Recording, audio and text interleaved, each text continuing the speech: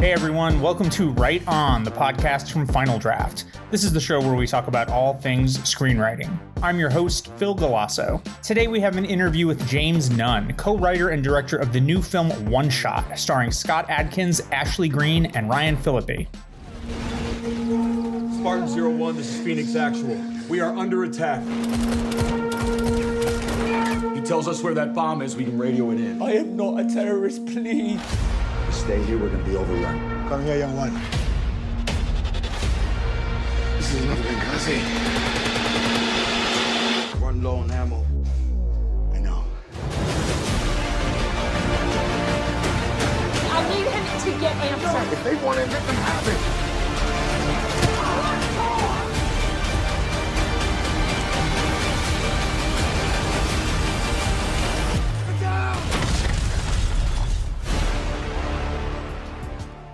James and I chatted about working in the low-budget action world, how the shooting style of the movie impacted the screenplay, how he got his start as a filmmaker, and more. Check it out.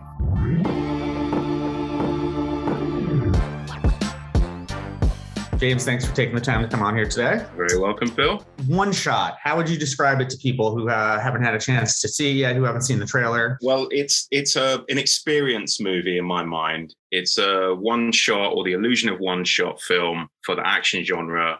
And we've tried to do something very different. We've tried to immerse you and hopefully you enjoy this action kind of film in a way that you don't normally enjoy this kind of film. This is your third time working with Scott Adkins, the amazing Scott Adkins, if I'm correct. You're doing an action film like this. Talk about why you want to have Scott involved. Yeah, absolutely. So yes, you're correct. This third movie with Scott, and he's become a great friend and great collaborator. And when you're working with him, you realize that you are working with a genuinely special kind of action hero. He really is the real deal in terms of the level of action that he brings to something.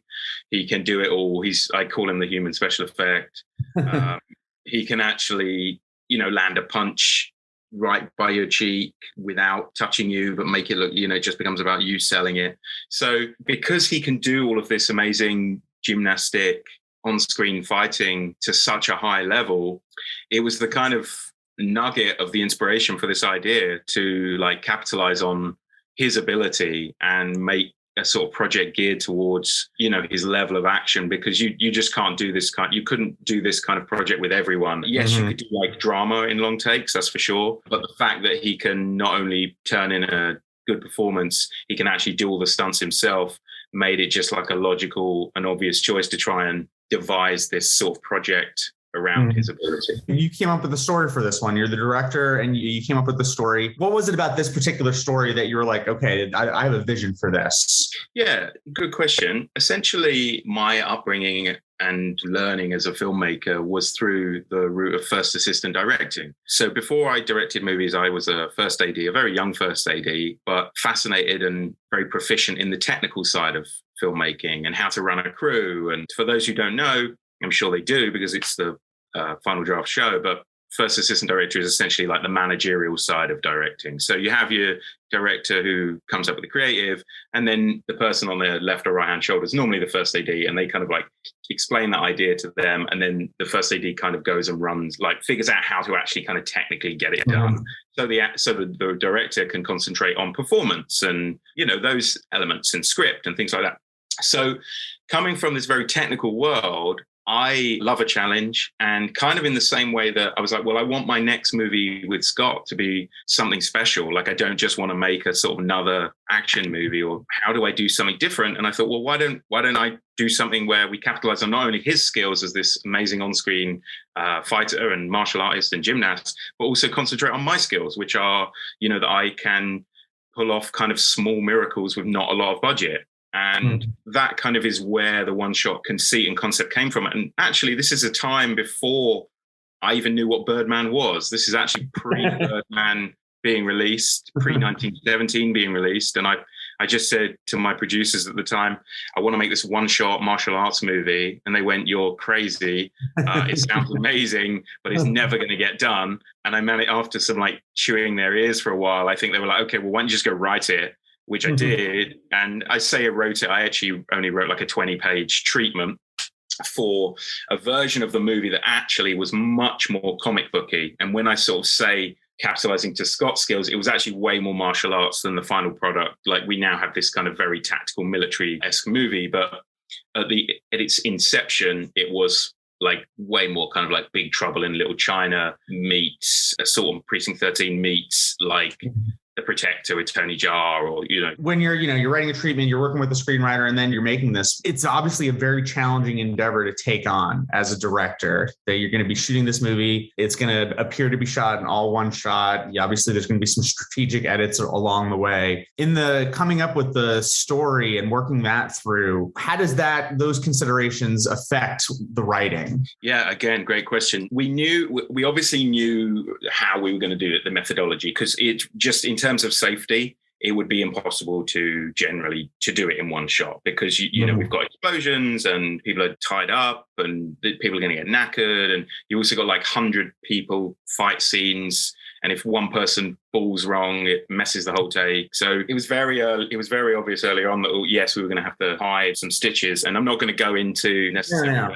I don't know if you've seen it. No, not at all. No. Preserve the illusion. Yeah. If I could tell everyone and they would believe it that we did it all in one, I would. For those listening, I did it all in one. But there's we obviously had to do that, and I think the most difficult thing that we came across when writing the script was like the runtime of it all. Because obviously there's this general rule of thumb that like a page is a minute in this traditional script writing sense. Mm-hmm. But when your writer is writing something like Jake Harris Goes Up the Ladder, and it's like that small, that could be, well, how big's the ladder until we have the location? So like that ladder could be, that could take 10 seconds or it could take a minute. So we actually made this conscious effort. I think the first draft came in at like 97 pages. And me and the producer, Ben, were like, man, we need to get this down to like 80 because we're not factoring in the length of action. Now, peculiar thing happened that we hadn't really anticipated for is actually when we came to film it, everything was like going super, super quick. And really, we needed more like 110 pages. So I knew, based on logic through my first ADing and breaking down scripts and how to shoot them, roughly where I was going to, I had some rules in terms of like where, with regards to stunts and things, like where I might try to hide stuff. And the methodology was always going to be like, even though we're hiding stuff, I still want to be filming like 10-minute takes, because I still really wanted it to feel like it was one shot. Like, even if, there's like a cut wherever, for the most part, most of the takes are long, because it does create this immersive challenge and feeling that really affects the actor's performance as well as the audience involvement or understanding, or what viewing experiences is what I'm looking for. So yes, I had ideas of where to put these hidden cuts, but it was only in rehearsal for the show. Now, I went to the location 3 weeks before, and essentially with 2 stand-ins and my first AD and my GoPro, we shot the movie as per script, and I just sort of walked around. And it was only really there that I worked out where these transition points would be. But it was also in doing that 3 weeks out from the actual show that I came home at the end of the week and I was like, okay, I filmed this whole movie. Let's put all these takes together. Oh shit, like this 80-page script is actually 65 minutes long. Yeah. And I was like, oh no, what am I going to do? So it ended up being that in the like 2 week, and when you sign up with these Bond companies, the people that are like insuring the movie and all this stuff, and they're like, you're going to deliver a 90-minute movie, right? You're going to deliver a 90-minute movie. And I'm like, yeah, for sure. Yeah. Don't tell them what's happening. So 2 weeks out, I was actually 25 minutes shy of a runtime that I needed to hit. So I'm getting on the phone with the writer, and it was like, even though we'd written the original script like 6 years before, and we thought, we were having to like go back into it and like make it work. So we ended up getting up to goldenrod in terms of that's quite you're going deep. Yeah, we ended up getting like quite into the drafts. What's after goldenrod? Cherry. We didn't get to cherry. We got to goldenrod, and then I think the final script ended up at like 97 pages, and it was by the end, I mean, to be quite honest with you, by the end of it, it's just like a multicolored mess of pages. You hit the runtime. The writer and the producer and the AD, I think we were the only ones who were able to understand, and everyone else was just like, it's just chickens. Yeah, so hopefully that answered your question. No, it absolutely did. I'm curious. It sounds like in the writing, you're already thinking as a director. You know, you're coming up with a story. I imagine you're visualizing a lot of it as you're writing that treatment and then working with the screenwriter. But you're also someone who has just come in as a director with a, you know, there's a script there and you're going to direct it. For you, are those two separate hats you wear? Or is it kind of, you know, are you always, you know, kind of wearing both at the same time? How do you work? I'm evolving as a director in terms of like I'm learning to be a writer. Truthfully, I think coming from this like mechanical background of managerial side, I was always able to direct because I knew technology and performance, but I didn't really know structure and things like that. You know, I kind of just knew how to get it done. So, and also I'm first to admit, like, I'm getting better as a writer, but I'm not the best at character. I'm more of a like structure guy or a concept guy or an idea guy, but I need, at the minute at least, I need people to come in and kind of polish up my words a bit more. That was kind of the reason to bring Jamie onto the script. Jamie Russell, who wrote it, was like, I've got the idea, I know kind of what I want it to be, but I need someone to really flesh out the words. And now, though, I mean, that was 6 years ago that this project was conceived. I have actually, and since then I've written maybe 5-6 features of my own, only one of which I've sort of been confident enough to go out with and sell. Because, you know, just because I've written 6 doesn't make them all good. But one of them, I'm pleased to say that I did sell one during the first lockdown last year and kind of got commissioned to finish it. And so I do have my own script, which I've written, and I'm really chuffed with it. I'm really pleased with it. But it's not been like a natural, some people are great at English. I'm not that guy. It's taken me time to kind of understand and learn and deviate, like take my technical side and kind of drop it a bit and focus more on writing and character and performance, you know. So I don't think it's something I was taught, but it's something I'm learning now. One Shot is an example. I feel like that, you know, over the last maybe 10 years or so, and Scott Adkins has obviously been a huge part of it. There's been a sort of direct to video. I hate to say that term because One Shot is playing in theaters and people should go see it there. These sort of low budget action films that today in the sort of Marvel world where everything is CGI, you have these performers coming in, performing real action, old school action, stunts, long shots where you can see these are the guys actually doing it, tight stories. What to you makes a satisfying action movie? What do you think are some of the main elements required? Yeah, I mean, you're totally right. It's unfortunately Scott Adkins is probably born in the wrong era. Like, really, he should have been born. He should have been working, like he should have been now, but in the 80s, because he would have been better than Van Damme. You know, absolutely. Respectfully to Van Damme, I like Van Damme, but like he's living in the wrong time, and that does put him in this, you know, in the home entertainment world, which is frustrating for all of us because we all just want to work with good people, make good things, and like have our projects elevated and seen by the masses. But it's kind of like not just it's also a product of making. You got to remember it's show business as well, and the amount of money that goes into P&R and publicizing a movie is often more than the movie cost itself. And like for studios to take risks and put smaller movies like these out in these big ways that they put the Marvel stuff out, they really need to be certain that it's going to kind of deliver. So it kind of keeps you in a little bit of a box. But anyway, I digress. That wasn't your question. Your question was about good action movies. And when I'm reading an action movie, I think what separates the DTV stuff from the stuff that gets wider release is concept predominantly and character. So like if there's a really unique concept for an action movie, like just hold on to it and make it, and like those are the ones that are really going to kind of transcend just a normal kind of fight movie. And I've made those movies, you know, so it's all part of like getting better and growing as an artist. But I have found, but I personally, I like concept. I don't think you need to go out of the realms of like genre with your action movie. Like I think the audience wants action, and so just do a good action movie. I also look for thriller. Like I like action thrillers. Some of my favorite movies are stuff like Minority Report, Collateral, Man on Fire, Tony Scott stuff, a lot of Michael Mann stuff. That's kind of where my taste radar sits. And then, what was the last original action movie? Maybe The Matrix, and that was like 99. So we're already 25 years. My maths is awful, but close enough. Yeah, 20 years. So there's so much that goes into it, and also there's so many people out there doing it. There's so many. It's become kind of easier to make movies with the advent of the digital age. So anyone can do a film on their iPhone now. Doesn't mean it's going to be great, but you can at least you can practice your action and learn that way. I think the fact that the market is so saturated as well, with more people making more, also means there's less chance of cut through. And that was kind of part of the reason for One Shot, was like, how do we make something different? And as I say, it was pre-Birdman and pre-1917. So now it just feels like we just copied what they did. But that wasn't the original intention. And I think they're actually very different movies. Yeah, absolutely. I mean, I would say that the fact that it's stylistically, you can make the comparison with the long takes and long shots and whatnot, but I feel like in a film like yours, in a lot of ways, in certain circumstances, I feel like that approach can detract from the experience because you're so in awe of the technical prowess of like, holy cow, how did they do that whole giant battle scene and they didn't cut? Whereas in this, it kind of immerses you in the character's point of view.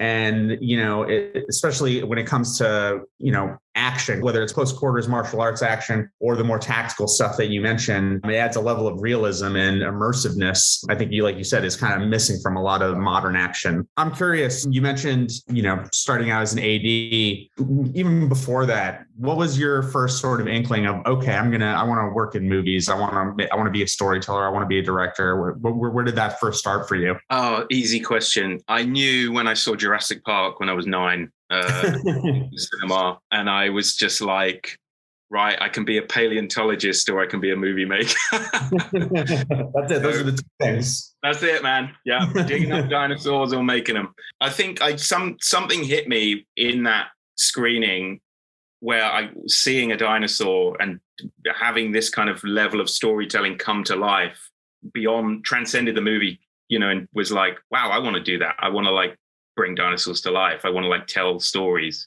My dad had we had a high 8mm camera or whatever. So, and I've always been interested in making little action things with my friends. And I was, cutting tape to tape or VCR to VCR and things like that. And then, just geared my kind of education towards that, started running. And we have this little area in London called Soho, which is kind of like the small Hollywood part of London. It's actually not as sexy as Hollywood. There's a lot more homelessness. Well, maybe it's similar to Hollywood. I would say that part's probably similar to Hollywood now. Yeah. But it's this small miles squared. And I really just started running when I was 15, running on commercials, things like that, and geared my entire sort of career towards it. And then went to university and studied film and TV production, which gave me more, again, was a really technical course, and then was lucky enough to come out of uni. And I ended up I caught a bit of a break when I was 20. I was quite entrepreneurial, I suppose. And when I was in the first year of uni, I made friends with all the third years because I knew when they left that they would need people to come and be runners. And that's kind of what happened. As soon as I entered the second year, all these people that had graduated were calling me up and going, hey, do you want to come and do this and come and do that? And it's no money, but you can amass credits. And I ended up being a camera operator on this Jackass unit where I filmed Jackass and kind of got arrested, and really right time, right place for me to do that. But then when I came out of university, I had Jackass as a camera operator on my list, and I just hit the top of the pile most places, and it was sort of opened a lot of doors for me. That's incredible. So then I'm curious, especially over the last almost 2 years, have you managed to stay creatively invigorated, motivated? What have you, how do you, in downtime, how do you manage to keep yourself in a state of, moving forward? I've been extremely lucky. In the past year, I've actually shot 2 movies. So I actually shot a shark movie called Jet Ski in Malta this time last year, which we're just coming to the end of post on. So I've got 2 weeks left and then that movie will be delivered. But because it was so visual effects heavy, I snuck away to shoot one shot whilst all the post was going on. So it's actually, oh, wow. It's been an incredibly mad, stressful year, because even whilst I was on one shot on my lunch breaks for 2 hours a week, I was on VFX approvals for my other movie. And then we ended up having this deadline with one shot where we had to get it out, and it's ended up beating. So, as I say, we shot it in March. We had it done by like September. It got released on the 5th of November. It took like 6 months. The other movie's been going for a year. So I've actually been very, very fortunate in a very, very fortunate position over the last year. And then prior to that, as I kind of said at the beginning of the chat, I managed to sell a script over the first lockdown. So I ended up like writing a movie on the first lockdown and then directing two. For some reason, I'm thriving in pandemics. So well, I don't know how my agent's going to spin it, but like that is impressive. Last question before we wrap up. You've been at this for a little while now. Is there a lesson you've learned along the course of your career so far that you wish you knew when you were first starting out? Oh man, yes. But equally, I wouldn't change a thing. So it's kind of like there are definitely missteps I've made in my career through bad management or lack of management. My first movie actually did really quite well critically and in an award space. And potentially there's an argument that I should have gone after like higher fruit and gone for the more theatrical career off the back of that. But by the same token, I was 25 when I made my first movie, and coming out and not having any representation, and then someone offers you a movie straight away and you're like, oh, this is what I want to do. Why would I not do it? But maybe putting me in a little bit more of a DTV world off the bat. So I have like a kind of sliding doors element, like, I wonder if I hadn't done that, and I wonder if I'd have gone for like the $12 million movie, then would I have got it in a year? Would I have got it in 4 years? But I have to reflect and think, I don't regret it because, and maybe it's part of my working class upbringing, or maybe it's part of talking to other filmmakers. I'm generally been very lucky to pretty much have a consistent like one movie a year for the last 7 or 8 years. So it's kind of been like, well, do you want to work all the time, or do you want to like work once every 4 years? And I do love working. I love making films. I love being on set. I love being with crews. I love creating something. And so in that regard, I wouldn't change a thing. But yeah, I would say get good management, especially if you come out with something successful or you have a good property on you. And I was always like kind of a little bit scared to trust people sometimes with my ideas, because I had some potential idea theft early on. But the truth is you really need to build your career with other people and rise together. You don't want to just be on this island, because you might have this really cool idea, but no one will make it. So you got to kind of like trust people as well, which can be difficult when you feel like you completely own the idea, and but you really do need to and let people read your stuff as well, because that's how you kind of grow, through getting truthful opinions and surrounding yourself with like clever people cleverer than you, and people who are more experienced than you, and get the truth. Don't just surround yourself with people who tell you your stuff's good. And then lastly, like everyone is kind of wants the same thing in the industry. Everyone just wants to make a great movie and have a great time doing it. So if you can get those meetings and think logically about how you're gonna get that meeting, don't go in like if you're going in for like the top meeting, they're probably going to say no to you if you're like a first time writer, but like frame it in such a way where it's like, can I grab a coffee with you in 5 minutes? I'd really like to ask you about your career. Like, don't make it about you, but like try and get a personality check of people first before you just run in with like, let's fucking do this. So there's loads of things we could talk about here, but yeah, I mean, just stay sharp and listen to people smarter than you. That's a really great note to end on. James, thank you so much for your time. Congrats on the film. It's really awesome. I encourage everybody to check it out if they like bone crunching action, they like Call of Duty, they like Scott Adkins. Thank you so much. I appreciate it, Phil. Thank you. And thanks for watching the movie. Thanks to James Nunn for coming on the show. You can check out One Shot right now on VOD platforms. And as always, thanks to you, our listeners. If you liked this episode, leave us a review. And if you haven't already, subscribe to the show on Apple, Spotify, Stitcher, or wherever you get your podcasts. For news about new episodes and more, like us on Facebook, follow us on Twitter at Final Draft Inc. and on Instagram at Final Draft Screenwriting. This podcast was produced by Kayla Guess and co-produced by Emma Vranich. Editing is by Sean Bonnet. Music is by T. Kelly. Thanks again, everyone. Until next time, right on.